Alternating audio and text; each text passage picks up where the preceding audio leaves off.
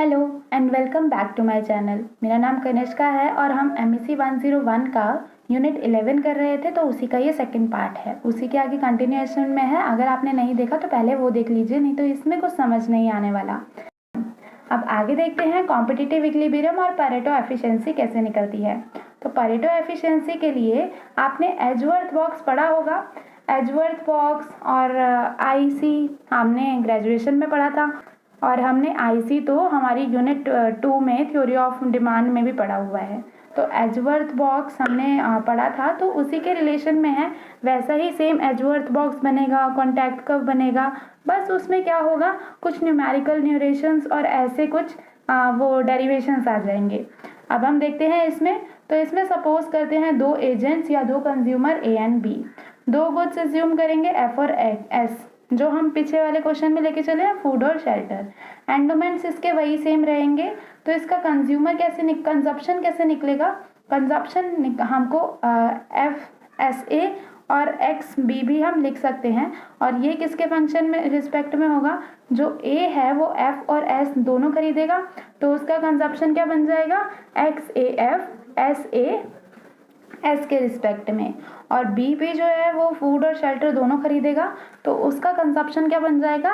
XBF XB S के respect में। अब आगे देखते हैं, if there were no trade and no money. अब यहाँ पे कोई भी ट्रेड कोई भी मनी नहीं है, तो कंजप्शन फंक्शन क्या रहेगा? जो कंजप्शन है वो एंडोमेंट के इक्वल हो जाएगा, मतलब WA के इक्वल हो जाएगा और XB WB के इक्वल हो जाएगा। अब हम ट्रेड ला रहे हैं। If there is trade, then अगर कोई ट्रेड होता तो क्या होता? तो फर्स्ट गुड के रिस्पेक्ट में A और B अलग अलग निकालेंगे, तो हम उसकी बजट लाइन लिख रहे हैं। अब अगर ट्रेड में हम प्राइस को मानते और उसके बजट बनाते, तो बजट लाइन क्या निकलती? अगर प्राइस होगा तभी बजट होगा, वरना हम रिलेटिव प्राइस से सॉल्व कर सकते हैं। अब इसमें प्राइस जो ले रहे हैं बजट लाइन को सॉल्व करने के लिए, वो भी रिलेटिव प्राइस ही ले रहे हैं। तो इसकी बजट लाइन आ जाएगी XAF plus XBF is equals to WAF plus WBF, और इसी के रिस्पेक्ट में सेकेंड गुड की। सेकेंड गुड मतलब शेल्टर की, और फर्स्ट गुड मतलब फूड की। अब यहाँ पे फूड और शेल्टर अलग अलग बजट लाइन निकली है। आई होप आपको समझ आ रहा होगा बिल्कुल अच्छे से। अगर नहीं आ रहा है तो वीडियो को 2-3 बार देख लीजिए, आपको बिल्कुल अच्छे से समझ आ जाएगा। Edgeworth box combines x-axis of two consumers such that when we allocate more to consumer A, there is less available for consumer B. Edgeworth box क्या होता है? x-axis और y-axis होते हैं उसमें दोनों कंज्यूमर की, टू कंज्यूमर की। मतलब एक ग्राफ अगर ऐसा बनता है और दूसरा ग्राफ यहाँ पे ऐसे बनता है, तो यहाँ पे x-axis और y-axis यहाँ पे कंज्यूमर A की हो गई, और कंज्यूमर B की x-axis और y-axis यहाँ पे ऐसे हुई है। तो यहाँ पे हम ऐसे देखते हैं, दो कंज्यूमर की एक साथ एक्सिस बना के एजवर्थ बॉक्स बनाते हैं एक रेक्टेंगल शेप में, such that when we allocate more to consumer A, अगर हम उसमें कंज्यूमर A को ज़्यादा देना चाहते हैं तो हमें कंज्यूमर B का लेस करना पड़ेगा, और अगर हम कंज्यूमर B को ज़्यादा देना चाहते हैं तो कंज्यूमर A का लेस करना पड़ेगा। All the allocation inside the box are feasible. जितनी भी इनसाइड द बॉक्स एलोकेशंस होंगी वो हम खरीद सकते हैं, मतलब हमारी बजट लाइन के अंदर है, फीजेबल हैं। अब आगे देखते हैं। तो ऐसा बनेगा, यहाँ पे A हमने लिख दिया है और यहाँ पे B का एक्स एक्सिस ये होगा और वाई एक्सिस ये होगा, और A का एक्स एक्सिस ये वाला है और वाई एक्सिस ये वाला है।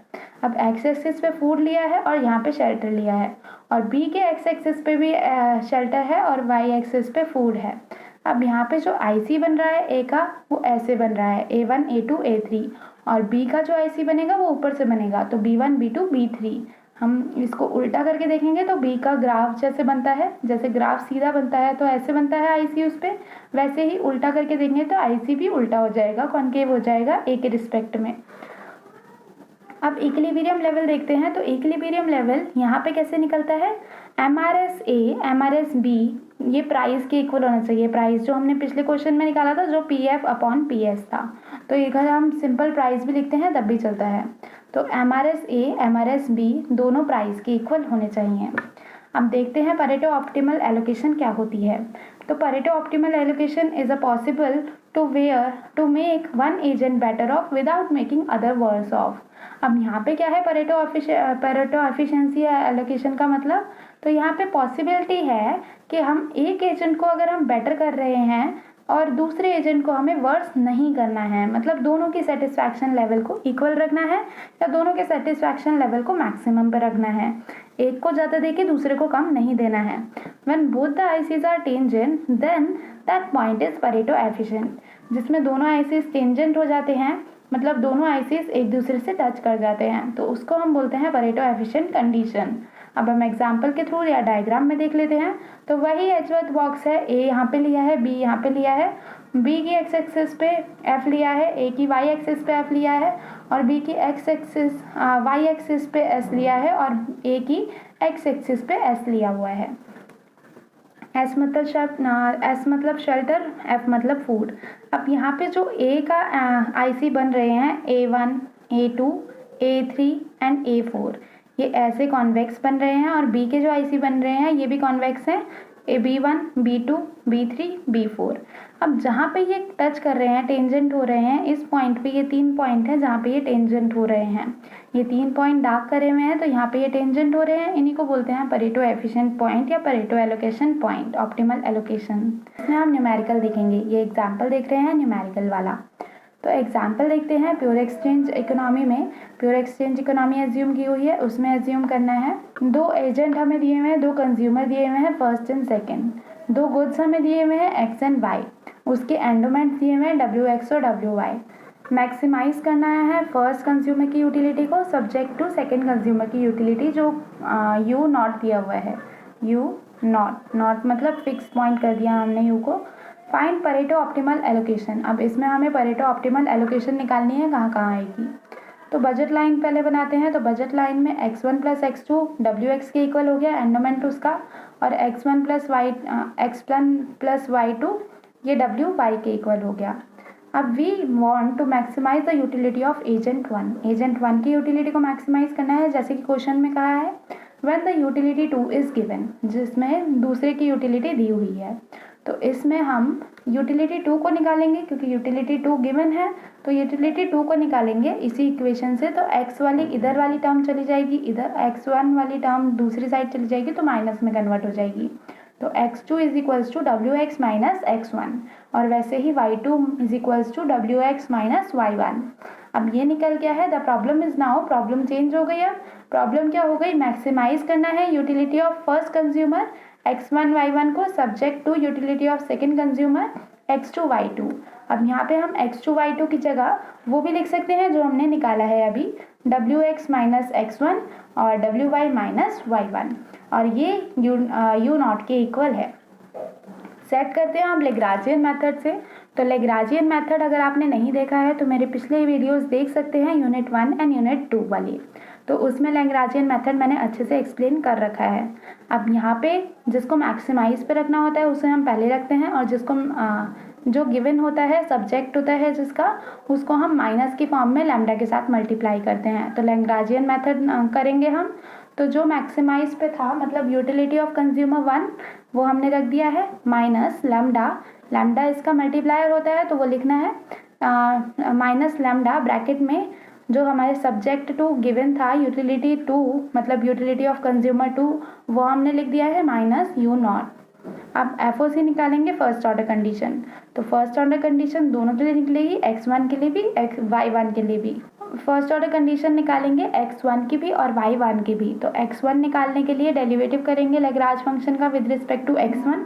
तो यूटिलिटी फंक्शन का भी रिस्पेक्टिव होगा विद रिस्पेक्ट टू x1, मतलब डेरिवेटिव होगा with respect to x1, minus lambda दूसरे कंज्यूमर की गिवन है, इसका भी डेरिवेटिव होगा x1 से, और इसको हम इक्वल रख देंगे 0 के इक्वल। अब ये जो माइनस का साइन है ये राइट हैंड साइड जाके प्लस में कन्वर्ट हो जाता है, तो ये प्लस में कन्वर्ट हो गया और हमारा इक्वेशन हो गई, ये फर्स्ट इक्वेशन हमने नाम रख दी। नेक्स्ट हम निकालेंगे y2 के लिए। तो y2 के लिए भी सेम ही यूटिलिटी का डेरिवेटिव होगा विद रिस्पेक्ट टू y2, और यहाँ पे लैम्डा सेम रहेगा और यूटिलिटी का डेरिवेटिव होगा with respect to y2। y1 पर इसमें यूटिलिटी दूसरे कंज्यूमर की है तो y2 लिखा है हमने। इज इक्वल्स टू में हम 0 रखेंगे। अब ये माइनस की टर्म है, RHS साइड जाके पॉजिटिव में कन्वर्ट हो जाएगी, तो ये पॉजिटिव में कन्वर्ट हो गई, इसको हमने रख दिया सेकेंड इक्वेशन। अब हम डिवाइड करेंगे फर्स्ट और सेकेंड इक्वेशन को। तो हमारा आंसर क्या आया है, utility x1 upon utility y1 is equals to lambda utility of x2 utility of y2, और हमारा जो एंडोमेंट्स गिवन थे वो हमने लिख लिए। अब नेक्स्ट हम क्या कर सकते हैं, इसमें से एंडोमेंट्स ये ब्रैकेट वाले कट कर सकते हैं, मतलब इसको मानना है पर अभी लिखते नहीं है। तो ये आ गया है utility x1 upon utility of y1 is equals to utility of x2 upon utility of y2। अब ये हो गया है MRS1 और MRS2। अब ये दोनों इक्वल आ गए हैं, मतलब परेटो एफिशिएंट कंडीशन निकल गई है, वो निकलेगी इस पॉइंट पे। तो हमारा परेटो एफिशिएंट क्वांटिटी निकल गई है, एलोकेशन निकल गई है, जो हमसे क्वेश्चन में पूछा था। अब यहाँ पे मेरे को आपको एक चीज़ बतानी है कि ये जो लैम्डा से लैम्डा था ये कैंसिल हो जाएगा किसी भी केस में। लैम्डा से लैम्डा अगर हम डिवाइड करते हैं फर्स्ट और सेकंड इक्वेशन को, ये तो कैंसिल हो जाएगा। बचा हुआ हमने लिख दिया है वो MRS MR2 के इक्वल आया है। अब कॉन्ट्रैक्ट कर्व देखते हैं। ये क्वेश्चन यहीं पे खत्म हो गया है, परेटो एफिशिएंट कंडीशन निकल गई है, जो कि निकली है MRS1 इक्वल्स टू MRS2। अब कॉन्टैक्ट कर्व देखते हैं। तो कॉन्टैक्ट कर्व क्या होता है, locus of all Pareto efficient conditions या एलोकेशंस इज कॉन्टैक्ट कर्व। जितनी भी परेटो एफिशिएंट कंडीशन निकल रही हैं, मतलब हमारे दोनों आईसीज टेंजेंट हो रहे हैं, अगर हम उसके लोकस को मिला देते हैं, मतलब एक लाइन ड्रॉ कर देते हैं, उसको बोलते हैं कॉन्ट्रैक्ट कर्व। अब इक्विलिब्रियम देखते हैं ट्रेड के थ्रू। अभी तक हमने इक्विलिब्रियम देखा था रिलेटिव प्राइस से, जो हम बना रहे थे बार्टर सिस्टम में रिलेटिव प्राइस से, ताकि हमें दो कमोडिटी के प्राइसेस का डिफरेंस पता चल सके। अब हम थ्रू ट्रेड देखेंगे, मतलब यहाँ पे प्राइस को भी कंसीडर करेंगे। तो प्राइस को कंसीडर करने के बाद हमें बजट लाइन बनानी पड़ेगी सबसे पहले। तो बजट लाइन बनाएंगे, फूड और शेल्टर वही हमारे एग्जाम्पल रहेंगे। अब बजट लाइन बन गई। बजट लाइन ऐसे डाउनवर्ड स्लोपिंग बनती है, स्ट्रेट डाउनवर्ड स्लोपिंग लाइन। तो यहाँ पे एक्स एक्सिस पे जहाँ पे हमने शेल्टर लिया है वहाँ पे पॉइंट आ गया P/P1, और यहाँ फूड वाली एक्सिस पे पॉइंट आ गया P/P2। अब यही अगर हम एजवर्थ बॉक्स में दिखाएंगे तो वो कुछ ऐसा बन गया, और ये वाले पॉइंट को हम जीरो भी बोल सकते हैं, क्योंकि ये एजवर्थ बॉक्सेस के बिल्कुल एक्सिस पे जाके पॉइंट कर रहे हैं, मतलब बिल्कुल वर्ट एक्सिस पे जाके पॉइंट कर रहे हैं। तो ये जो नीचे वाला हो गया ये ए का बजट सेट हो गया, और ये जो ऊपर वाला है ये बी का बजट सेट हो गया। तो ऐसे ही हम एजवर्थ बॉक्स में बजट लाइन बनाते हैं। तो अब देखते हैं इक्विलिब्रियम। तो इक्विलिब्रियम किस में देखेंगे, प्योर एक्सचेंज इकोनॉमी में या प्योर एक्सचेंज मॉडल में। When budget line is tangent to the both ICs of agent. जितने भी एजेंट है, एजेंट क्या दो ही रहेंगे, ए और बी, दोनों की एजेंट की आईसी जब टेंजेंट हो जाएगी बजट लाइन से, तब हमारा इक्विलिब्रियम अकर होगा ट्रेड के थ्रू। तो देखते हैं जहाँ पे ए और बी हमने आईसी बनाए, A1 और B1 और बजट लाइन हमारे टेंजेंट हो रहे हैं, मतलब इंटरसेक्ट कर रहे हैं, या फिर कौन सा पॉइंट टच कर रहा है, ई पॉइंट। तो इसी को हमने इक्विलिब्रियम नाम दिया है। ये बहुत सिंपल है इक्विलिब्रियम, इसका बहुत अच्छे से समझ आ जाएगा। जहाँ पे बजट लाइन IC1 और IC2, ICA1 ए वाले कंज्यूमर का और ICB1 बी वाले कंज्यूमर का टेंजेंट हो रहा है, उसी को हम इक्विलिब्रियम बोलेंगे।